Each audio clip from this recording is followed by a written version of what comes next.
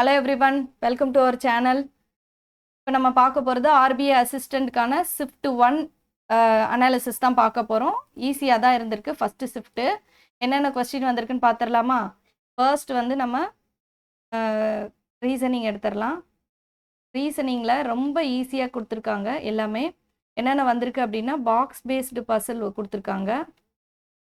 பசலில் box பேஸ்டில் ஒரு 5 question, அப்புறம் month based பண்ணி ஒரு கொஸ்டின் 5 கொஸ்டின் கேட்டிருக்காங்க.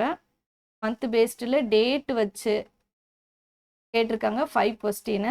அடுத்து ஸ்டாக் பேஸ்டு பசில் வந்து கேட்டிருக்காங்க, அதில் ஒரு 5 கொஸ்டின் கேட்டிருக்காங்க. அதுக்கப்புறம் பார்த்தீங்க அப்படின்னா பேர்ஸ் ஆஃப் டிஜிட்டில் ஒரு கொஸ்டின் கேட்டிருக்காங்க. அப்புறம் ஆட் ஒன் அவுட் கேட்டிருக்காங்க. ஆட் ஒன் அவுட்டில் ஒரு கொஸ்டின் கேட்டிருக்காங்க. நெக்ஸ்ட்டு மீனிங்ஃபுல் வேர்டு கேட்டிருக்காங்க. மீனிங்ஃபுல் வேர்டு பார்த்தீங்க அப்படின்னா அந்த மீனிங்ஃபுல் வேர்டு வந்து ஃபிஷ் அப்படின்ற மீனிங்ஃபுல் வேர்டு கேட்டிருக்காங்க, ஒரு கொஸ்டின் கேட்டிருக்காங்க. நெக்ஸ்ட்டு கோடிங் டீகோடிங் வந்திருக்கு. கோடிங் டீகோடிங்கில் ஒரு 5 கொஸ்டின் கேட்டிருக்காங்க. பிளட் ரிலேஷன் கேட்டிருக்காங்க. பிளட் ரிலேஷனில் ஒரு 3 கொஸ்டின் கேட்டிருக்காங்க. அப்புறமா பார்த்துட்டிங்க அப்படின்னா ஆல்ஃபா நியூமரிக் எல்லாமே நம்மளுக்கு இதில் கவராக இருக்க மாதிரியே தான் கொஸ்டின் கேட்டிருக்காங்க. ஆல்ஃபா நியூமரிக்கில் ஒரு 3 கொஸ்டின் 3 to 4 கொஸ்டின் கேட்டிருக்காங்க. நெக்ஸ்ட்டு பார்த்துட்டிங்க அப்படின்னா பிளட் ரிலேஷன் வந்தாச்சு. இனீக்வாலிட்டியில் ஒரு 3 to 4 கொஸ்டின் கேட்டிருக்காங்க. ஸ்டாக் பேஸ்டு 15, 20, 23, 30 வந்துருச்சா? அப்புறம்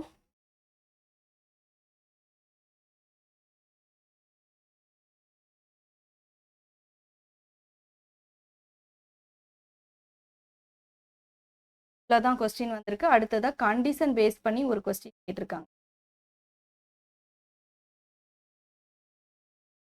ஸோ இதில் 35மே ஈஸியாக தான் இருந்திருக்கு, போடுற மாதிரி தான் இருந்திருக்கு. அடுத்து பார்த்துட்டிங்க அப்படின்னா குவான்ஸில் என்ன கொஸ்டின் கேட்டிருக்காங்கன்னு பார்த்துடலாம். குவான்ஸில் ராங் நம்பர் வந்து ஒரு 5 கொஸ்டின் வந்திருக்கு. அடுத்து சிம்பிளிஃபிகேஷனில் 15 கொஸ்டின் கேட்டிருக்காங்க. அடுத்ததாக டிஏ என்ன டிஏ கேட்டிருக்காங்க அப்படின்னா லைன் கிராஃப் கேட்டிருக்காங்க. லைன் கிராஃபில் ஒரு 5 கொஸ்டின் கேட்டிருக்காங்க. ரிமைனிங் எல்லாமே அப்ளிகேஷன் ஒரு 10 கொஸ்டின் கேட்டிருக்காங்க. அதில் என்னென்ன வந்திருக்கு அப்படின்னா எஸ்ஐசிஐ வந்திருக்கு, அப்புறம் ஏஜ் பேஸ்டு ஏஜ் ஆவரேஜ் வந்திருக்கு. நெக்ஸ்ட்டு டைம் அண்ட் ஒர்க் வந்திருக்கு,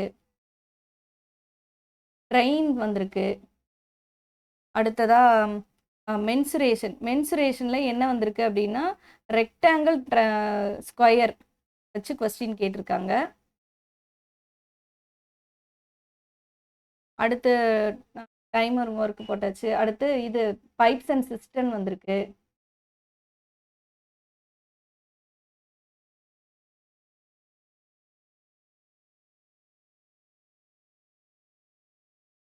அடுத்து போட்ஸ் அண்ட் ஸ்ட்ரீம் வந்திருக்கு. அடுத்து என்ன வந்திருக்குன்னா ப்ராஃபிட் அண்ட் லாஸு, பார்ட்னர்ஷிப்பு, இந்த மாதிரி கொஸ்டின் அப்ளிகேஷனில் ஒரு 10 கொஸ்டின் வந்திருக்கு. அடுத்ததாக இங்கிலீஷில் என்னென்ன வந்திருக்குன்னு பார்த்துடலாம். இங்கிலீஷில் ஆர்சி பார்த்துட்டிங்க அப்படின்னா ஸ்டோரி பேஸ் பண்ணால் கொஸ்டின் வந்திருக்கு. ஃப்ராக் ஸ்டோரி வந்திருக்க மாதிரி வந்திருக்கு. அதில் ஒரு 8 to 9 கொஸ்டின் ஆர்சிலேருந்து வந்திருக்கு. அடுத்து பேராஜம்பிள் வந்திருக்கு. பேராஜம்பிள்லேருந்து ஒரு 5 கொஸ்டின் கேட்டிருக்காங்க. அடுத்து ஃப்ரேஸ் ரீப்ளேஸ்மெண்ட் வந்து ஒரு 5 கொஸ்டின் கேட்டிருக்காங்க. அடுத்து நம்மளுக்கு எரர் டிடெக்ஷன் கேட்டிருக்காங்க, அது ஒரு 5 கொஸ்டின் கேட்டிருக்காங்க. நெக்ஸ்ட்டு இது மிஸ்பெல்ட் வேர்டு கேட்டிருக்காங்க. அதில் வந்து கரெக்டு இன்கரெக்டு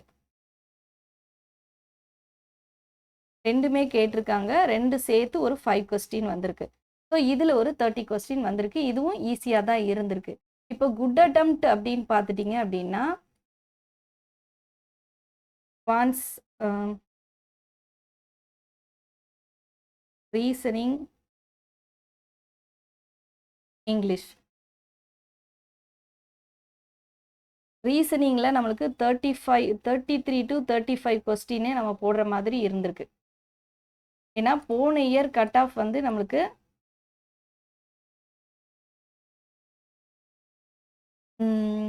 95 வந்துச்சா. ஜென்ரலுக்கு வந்து போன இயர் கட் ஆஃப் வந்து 95.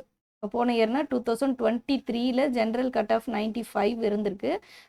நம்மளுக்கு வேக்கன்சி பார்த்தீங்க அப்படின்னா இந்த இயர் வந்து 650 வேக்கன்சி கொடுத்துருக்காங்க. ஸோ போன இயரை விட இந்த இயர் வந்து நம்மளுக்கு கொஞ்சம் அதிகமாகவே வேக்கன்ட் இருந்திருக்கு. போன இயர் வந்து நம்மளுக்கு 50னா இதில் வந்து தமிழ்நாடு பொறுத்தளவில் நம்மளுக்கு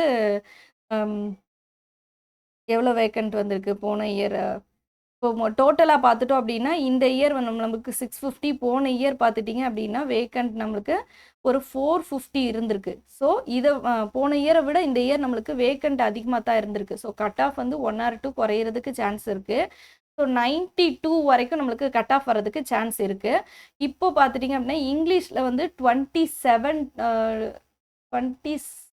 to 28 சரி 26 to 28 வந்து ஒரு குட் அட்டம்ப்டாக இருக்கும்.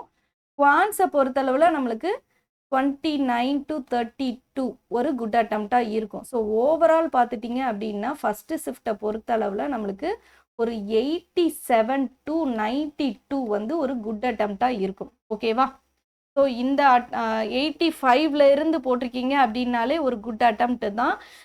நீங்கள் அந்த லெவலில் போட்டிருக்கீங்க அப்படின்னா கண்டிப்பாக மெயின்ஸ் எக்ஸாமுக்கு படிங்க. 80 above போட்டிருந்தாலுமே மெயின்ஸ் எக்ஸாமுக்கு படிங்க. அந்த மெயின்ஸ் எக்ஸாம் படிக்கிறது வீணாக போக போகிறதுல அடுத்தடுத்த எக்ஸாமுக்கு உங்களுக்கு யூஸ்ஃபுல்லாக தான் இருக்க போகுது. ஸோ கண்டிப்பாக நல்லா படிங்க. நம்மளுக்கு இந்த ஃபஸ்ட்டு ஷிஃப்ட்டை பொறுத்தளவில் 87 to 92 ஒரு குட் அட்டம்ப்டாக இருக்க போகுது. நல்லா ப்ரிப்பேர் பண்ணுங்கள். Thank you so much.